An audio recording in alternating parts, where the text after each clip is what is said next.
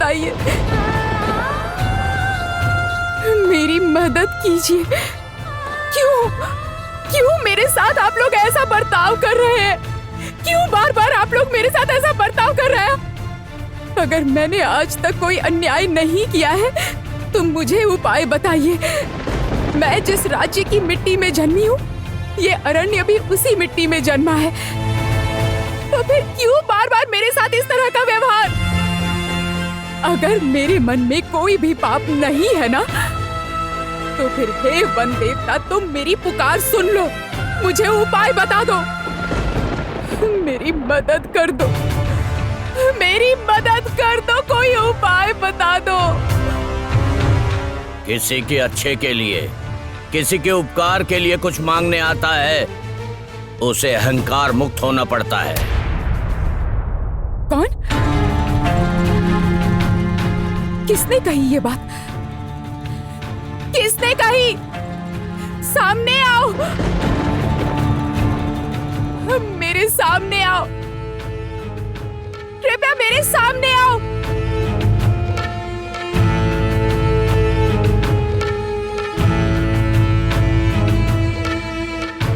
कौन है आप? तुम जिसे बुला रही थी वो मैं ही हूँ।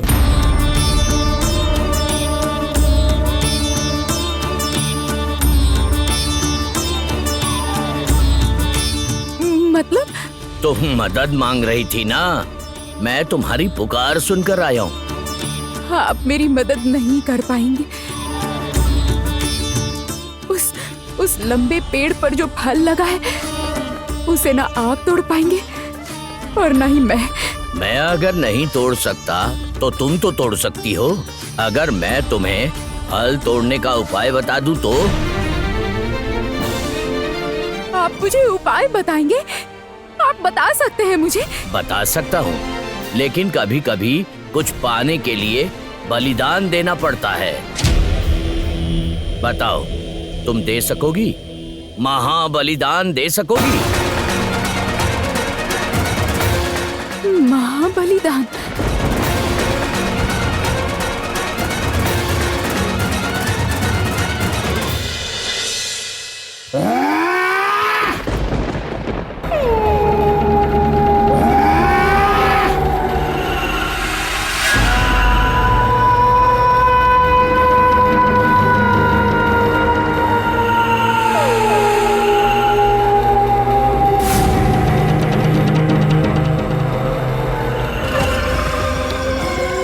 ये विशान केतु भी ना बिल्कुल भी नहीं समझता। थोड़ी देर और हो जाती तो सब सर्वनाश हो जाता। क्या हुआ अनिल राजकुमार, आप इस प्रकार चिल्ला क्यों उठे? असल में हारने की आदत मुझे नहीं है, इसीलिए मुझे क्रोध आ गया। कुमार, ये कैसी बात कर रहे हो? देखो, प्रतियोगिता में तो हार जीत लगी रहती है। हर वक्त बड़ी कोई लड़ाई जीतने के लिए 2 कदम पीछे हटना पड़ता है, आक्रमण करने के लिए। हाँ, लेकिन एक बात ध्यान में रखना, अब आखिरी बाजी तुम्हें ही जीतना है। राजमाता यहाँ कब आकर उपस्थित हो गई? मैं तो प्रवेश द्वार के पास ही था, उन्हें तो मैंने कहीं नहीं देखा।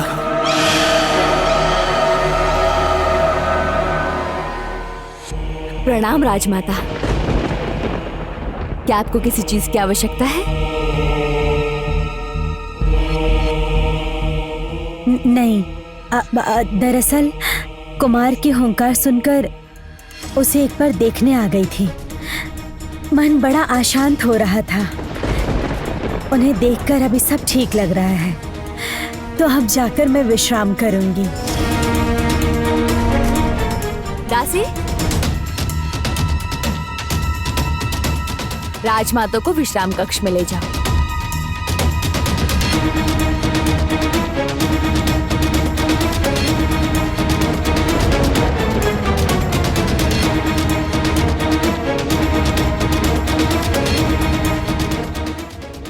ऐसी गलती तो मुझसे नहीं होती। ऐसा सटीक निशाना मुझसे कैसे व्यर्थ हो गया? लक्ष्य भ्रष्ट कैसे हो सकता है मुझसे? ये जो अनल राजकुमार है वो इस वक्त बहुत ज्यादा क्रोधित है और अगर ये किसी तरह जीत जाएगा तो रूपमती को इसे पूरी जिंदगी झेलना पड़ेगा। आपको वो सब सोचने की कोई आवश्यकता नहीं है। पूरा जीवन आपने कभी अपने बेटे के बारे में सोचा है? याद रखिएगा, इस विवाह के बाद तुम्हारा पुत्र राजा बनेगा और इसमें कोई बाधा नहीं आनी चाहिए।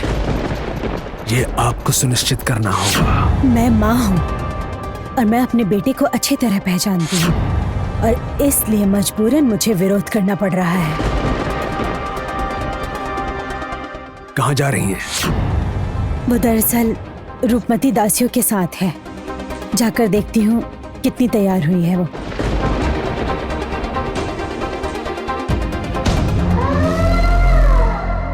किस तरह का बलिदान बताइए मुझे, मैं दूंगी बलिदान। अगर सुधा फल चाहिए तो आत्म बलिदान देना होगा।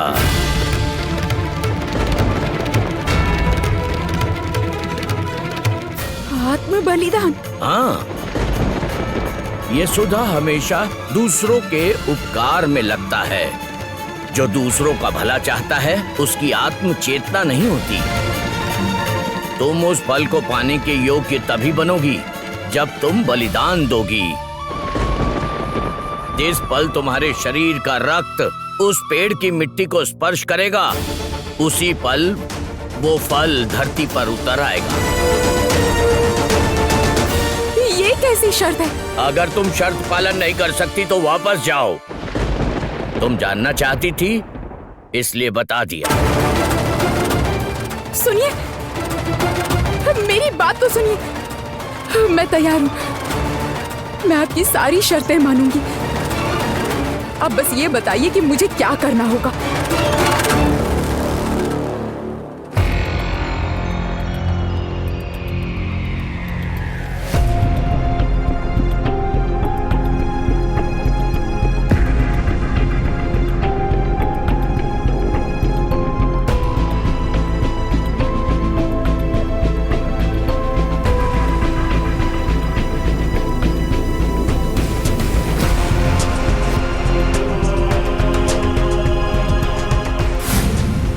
रूपमती, क्या बोल रहे हैं आप पिताजी?